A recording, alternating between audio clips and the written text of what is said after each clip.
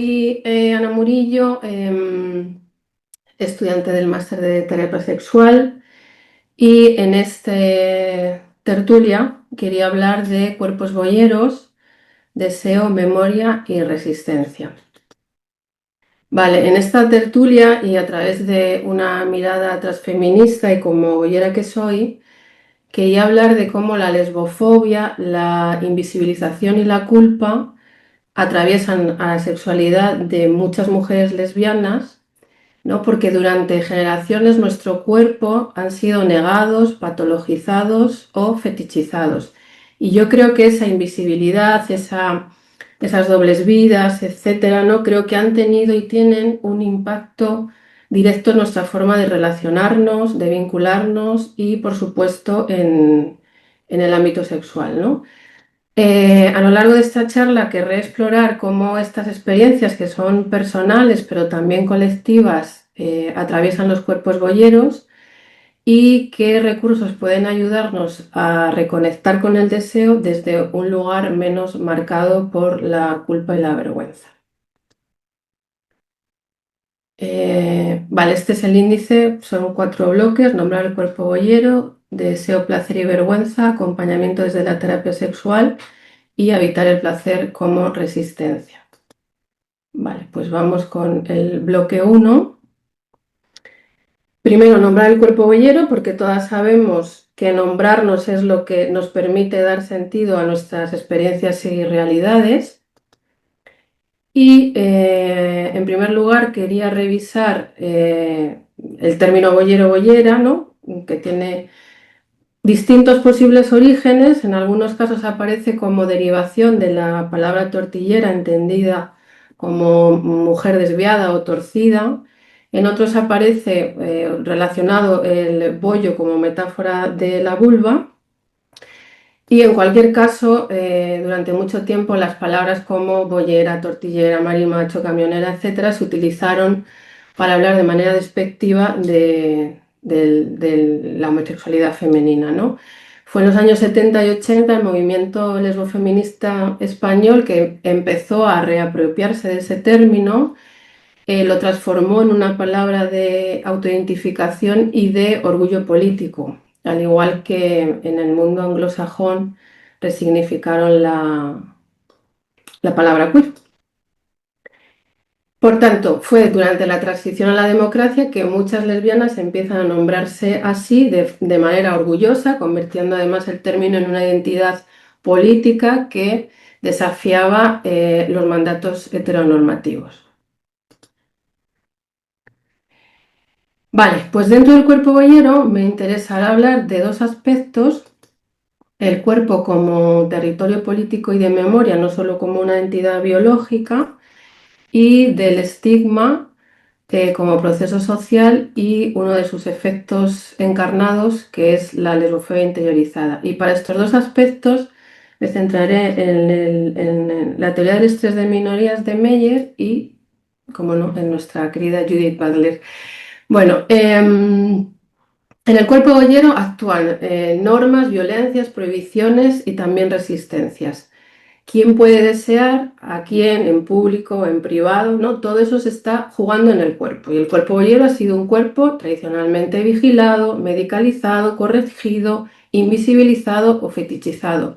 Hay autoras como Anne Svetkovich, que en su libro Un archivo de sentimientos nos habla de un concepto que creo que es muy importante dentro de las comunidades queer, que es el de memoria encarnada. ¿Y qué quiere decir esto de memoria encarnada?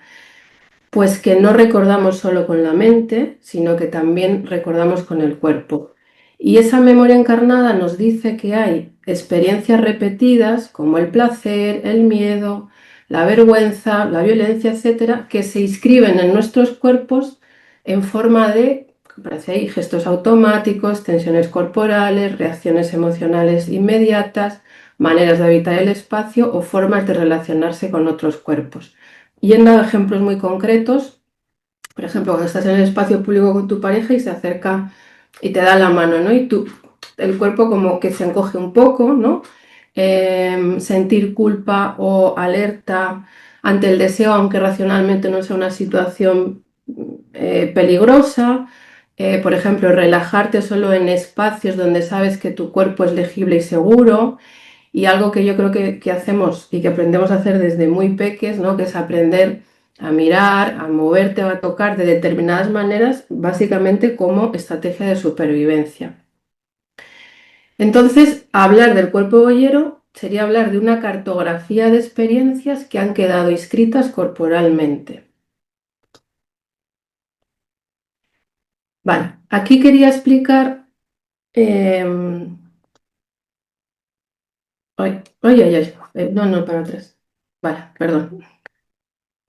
Aquí quería explicar las diferencias, o más bien cómo una cosa nos lleva a la otra. Quiero decir, el estigma sería ese proceso social y la lesbofobia interiorizada, uno de sus efectos encarnados. Es decir, el problema no está en las personas lesbianas, sino en un contexto que penaliza sus cuerpos y sus deseos. Y creo además que pensarlo así nos permite entender ese malestar sin patologizarlo y poder abordarlo también desde una perspectiva social y política.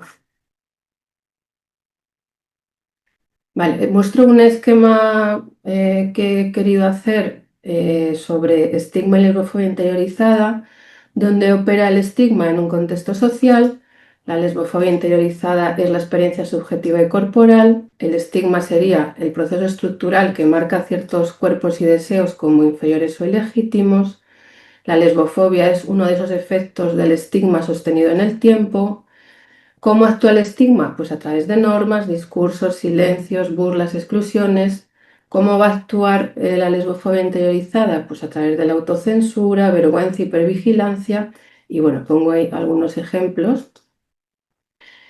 Con esto quería destacar que el estigma no necesita que la persona lo crea para que opere y que esa interiorización del estigma, por supuesto, no es un fallo o un defecto de esa persona. Es que nos vemos abocadas a hacerlo así como una manera de adaptarnos y de sobrevivir a ese contexto.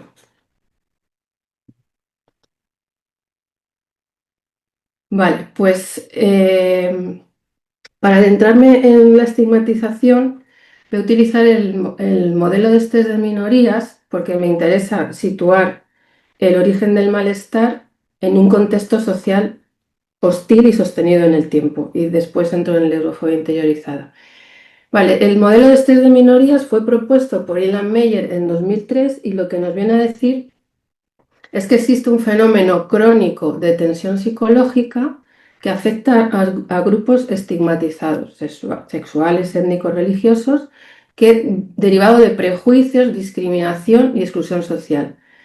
Con este modelo, lo que podemos concluir es que no hablamos ni de un diagnóstico ni de algo que le pase a ciertas personas, por cómo son, en este caso a las bolleras.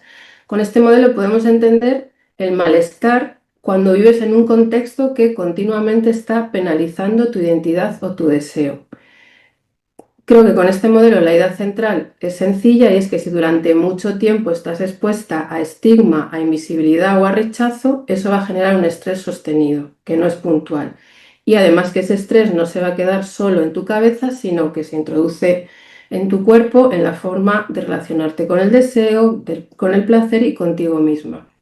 Y creo además que pensarlo de esta manera nos aleja de esto que nos preguntamos a veces, ¿no? De qué me pasa y por qué a mí, ¿no? Y podemos empezar a preguntarnos cuál es el contexto en el que estoy viviendo.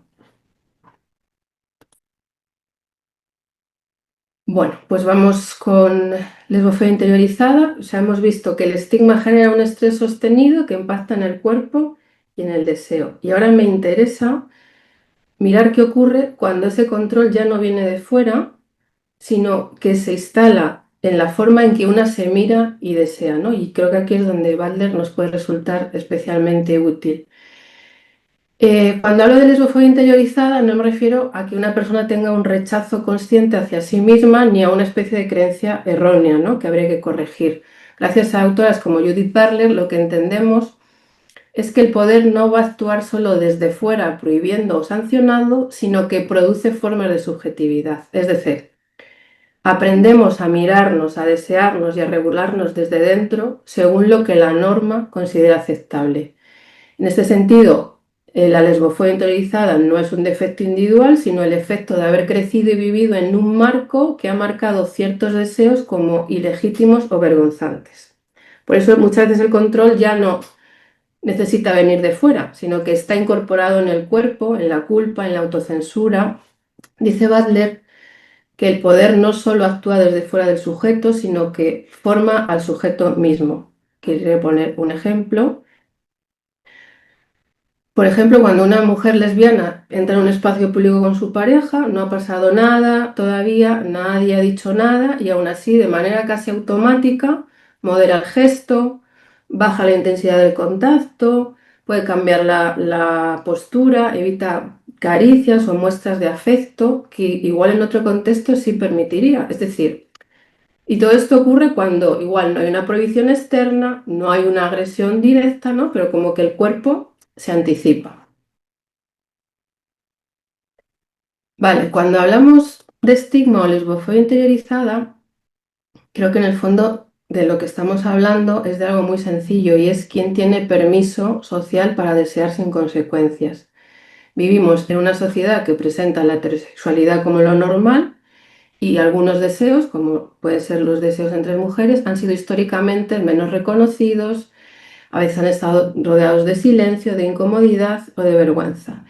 Y con el tiempo, esas normas no solo van a venir de fuera, sino que se interiorizan y pueden influir en cómo nos miramos, en cómo vivimos el deseo o cuánto nos permitimos disfrutarlo. Creo que entender esto nos puede ayudar a ver que el malestar no es un problema individual, sino una respuesta aprendida en un contexto que ha limitado qué deseos son los aceptables. Otro ejemplo. Si pensamos, imaginemos a dos adolescentes en un instituto, una chica dice que le gusta a un chico, pues probablemente recibirá bromas, complicidad, chascarrillos entre las compañeras, ¿no? Pero en general el mundo le va a confirmar que ese deseo es normal, ¿no? Pues ahora imaginad una chica que dice que le gusta a otra chica. Pues ahí puede aparecer silencio, incomodidad, pueden aparecer comentarios de, pues esto es una fase, ya se te pasará, o directamente burlas o violencia, ¿no? Pues estas reacciones, este tipo de reacciones nos van enseñando algo muy potente y es qué deseos son bienvenidos y cuáles van a generar problemas. Es decir, y con el tiempo esos mensajes no solo van a venir desde fuera, sino que también se quedan dentro.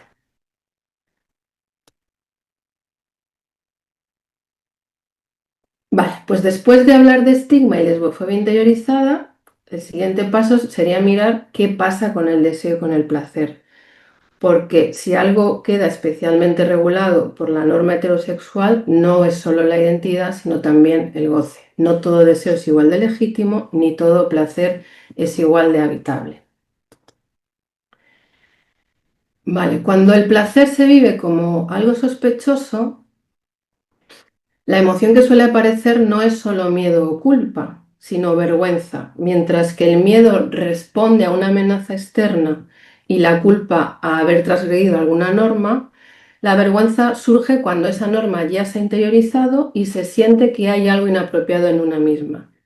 Y esta vergüenza es aprendida, sí, porque es fruto de vivir repetidamente en un contexto que ha señalado que ese deseo es incorrecto. Por eso muchas veces no aparece como un pensamiento consciente, sino como una sensación corporal, lo que veíamos en el ejemplo de antes, ¿no? Una tensión, una retirada, un freno casi automático, ¿no? En el momento del placer. Vale, ¿cómo se vive esto? ¿Cómo se puede vivir esta vergüenza en el cuerpo? Yo creo que además esta vergüenza no suele aparecer como una queja explícita del tipo tengo vergüenza, ¿no? Sino de formas más sutiles, pues una dificultad para entregarse al placer, una sensación de estar haciendo algo mal o un cuerpo que se puede desconectar justo cuando empieza a disfrutar. Todo esto es resultado de haber aprendido que ciertos placeres no son del todo seguros.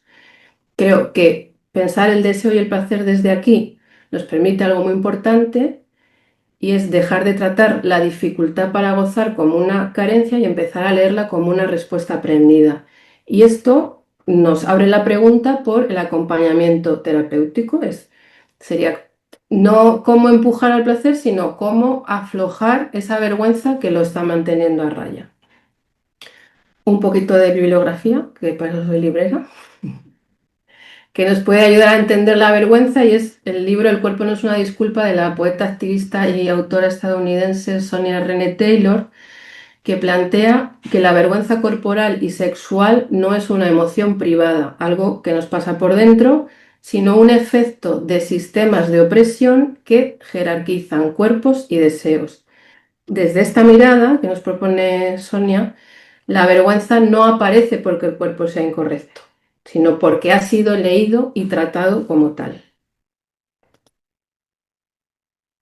Vale, pues hasta aquí hemos nombrado el cuerpo boyero, hemos propuesto pensarlo como territorio político y de memoria, hemos visto cómo las experiencias de estigma, violencia, invisibilización se archivan en el cuerpo, hemos abordado el estigma y la lesbofobia interiorizada y hemos visto cómo la regulación del deseo puede operar a través de la vergüenza. Todo este recorrido nos llevaría a una idea central y es que muchas de las dificultades con el cuerpo y el deseo no son fallos individuales, sino respuestas aprendidas a contextos que no han sido seguros. Y desde aquí vamos a entrar en el acompañamiento desde la terapia sexual. Bueno, yo creo que el primer paso sería o sea, no intervenir directamente sobre el cuerpo o el deseo, sino despatologizar el malestar y situarlo en su contexto social, cultural y relacional. Y yo creo que colocarlo ahí ya puede tener un efecto reparador. Y el trabajo terapéutico debería consistir en nombrar el daño estructural, validar las respuestas del cuerpo como adaptaciones y cuestionar las narrativas de culpa o rareza, creando así condiciones de seguridad para que el cuerpo deje de estar en constante defensa. ¿Qué recursos propongo trabajar durante este acompañamiento? Pues trabajo corporal. En muchos casos, el primer lugar donde intervenir no sería el deseo, sino la seguridad en el cuerpo, ¿no? Si el cuerpo ha aprendido a estar en alerta, pues es difícil que el placer pueda aparecer. Entonces, seguramente, no sé, puede que no haya un problema con el deseo, sino un cuerpo que lo que se siente es que está en peligro y que no puede relajarse lo suficiente para disfrutar. Por eso, desde la terapia sexual, el trabajo corporal que podemos hacer es recuperar esa sensación de seguridad sensorial, volver a notar los apoyos, límites, ritmos propios, ¿no? Y pequeñas sensaciones agradables. Reapropiación del placer. Muchas veces empieza por desaprender la vergüenza y revisar desde qué miradas se ha construido la relación con el propio cuerpo. Creo que desde la terapia sexual el trabajo pasaría por desplazar esas miradas externas, que son normativas, fetichizadas o evaluadoras, y abrir espacio para que el deseo pueda reconocerse desde la experiencia propia. No se trata tanto de alcanzar un tipo concreto de placer ni de cumplir un ideal sexual, sino de recuperar el placer pues como una vivencia íntima, elegida. El acompañamiento afirmativo, ¿no? Que la terapeuta sexóloga valide la identidad boyera como una posición legítima y saludable, creo que puede tener un efecto profundamente reparador. No solo porque reduce el daño, sino porque desactiva la idea de que el deseo lésbico es el problema. Y pues que soy librera, claro, pues un poquito de biblioterapia, que creo que puede ser una herramienta muy potente, porque creo que leer a otras, encontrarse en relatos, poner palabras a experiencias propias, permite romper ese aislamiento y ampliar los marcos de sentido y de posibilidad. No digo que se trate de curarse leyendo, ¿no? Sino de no pensarse en soledad y de reconocerse en otras narrativas posibles del cuerpo, el deseo y el placer. Vale, para cerrar, me interesa proponer otra forma de mirar el placer, no solo como una meta terapéutica ni como un ideal de bienestar, sino también como una práctica situada de resistencia. Después de todo este recorrido que hemos hecho, vemos que habitar el placer no aparece como algo automático o dado, sino que se construye y se sostiene en contextos que históricamente han limitado, vigilado o castigado ciertos deseos. En ese sentido, creo que permitirse sentir placer puede ser también un gesto de reapropiación del propio cuerpo y de la propia experiencia, no como obligación ni como mandato de disfrutar, sino como la posibilidad de abrir espacios donde el deseo pueda existir sin tener que justificarse. Y si al principio hablábamos de cuerpos que aprendieron a vigilarse para protegerse, aquí la propuesta es sencilla, ¿no? Que es pasar poco a poco de ese cuerpo vigilado a un cuerpo habitable, que no es un cuerpo ni perfecto ni reconciliado del todo, ¿no? Sino un cuerpo que puede estar un poco más presente, un poco menos a la defensiva, un cuerpo más propio. Pensar el cuerpo boyero desde aquí nos permite cerrar el círculo, nombrar el daño, comprender cómo se encarna, acompañar sin corregir y abrir posibilidades más habitables. No como una promesa de bienestar permanente, sino como una práctica cotidiana de cuidado, de amor propio y de resistencia. Muchas gracias.